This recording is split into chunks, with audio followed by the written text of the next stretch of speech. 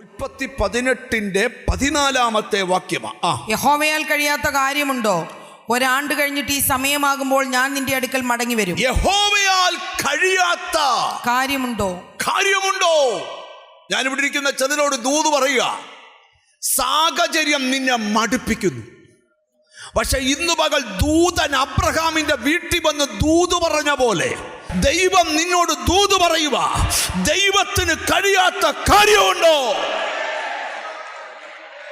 ഇതേ കാര്യം ദൈവം അബ്രഹാമിനോട് പറഞ്ഞപ്പോൾ അബ്രഹാം പറഞ്ഞു, ഇല്ലേലും കുഴപ്പമില്ല, ഞാൻ അഡ്ജസ്റ്റ് ചെയ്തോളാം. ഈ ഇസ്മായേലിനെ ഇങ്ങ് തന്നാ മതി ജീസസ്, ഞാൻ അത് വെച്ചങ്ങ് അഡ്ജസ്റ്റ് ചെയ്തോളാം. അപ്പൊ ദൈവം പറഞ്ഞു, അതിന് ദൈവം അരുളി ചെയ്തത്, അല്ല, നിന്റെ ഭാര്യയായ സാറ തന്നെ നിനക്കൊരു മകനെ പ്രസവിക്കും. നീ അഡ്ജസ്റ്റ് ഒന്നും ചെയ്യണ്ട. നീ കുറെ നാൾ കൊണ്ട് എൻ്റെ നാമം പറഞ്ഞുകൊണ്ട് നടന്നിട്ട് നീ അഡ്ജസ്റ്റ് ഒന്നും ചെയ്യണ്ട. എനിക്ക് നിന്റെ വീടിനകത്ത് തന്നെ ചെയ്യണം,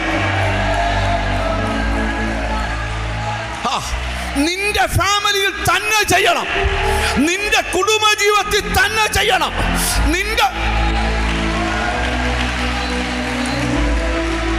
ചിലർക്ക് ചിലത് ചെയ്താലേ പറ്റുമെന്ന് നിർബന്ധമുള്ളവരുണ്ട്.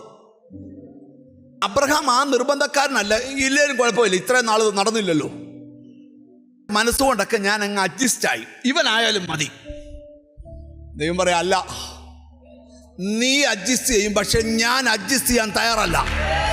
എനിക്ക് നിന്റെ വീട്ടിലത് ചെയ്യണം, നിന്റെ ഫാമിലിയിൽ ചെയ്യണം.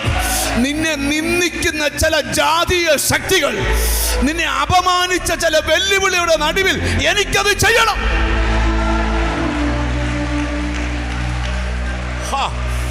പരിശുദ്ധാത്മാവ് ബന്ധപ്പെടുന്നു, ദൈവാത്മാവ് ബന്ധപ്പെടുന്നു, പരിശുദ്ധാത്മാവ് ബന്ധപ്പെടുന്നു.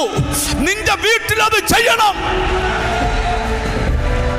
അബ്രഹാമിന്റെ വീട്ടിൽ ഒരു കാര്യം ചെയ്യാൻ അബ്രഹാമിനാണോ ധൃതി, ദൈവത്തിനാണോ ധൃതി?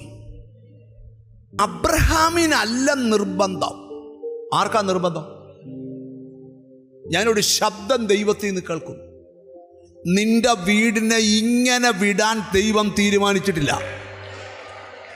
നിന്റെ ഫാമിലി ലൈഫിനെ ഇങ്ങനെ വിടാൻ ദൈവം തീരുമാനിച്ചിട്ടില്ല. നിന്ന് സഹിച്ചത് മതി, അപമാനം കേട്ടത് മതി, സ്വപ്നം കണ്ട് കൊതിച്ചത് മതി. ഇനി അത് നിറവേറാൻ പോവാ.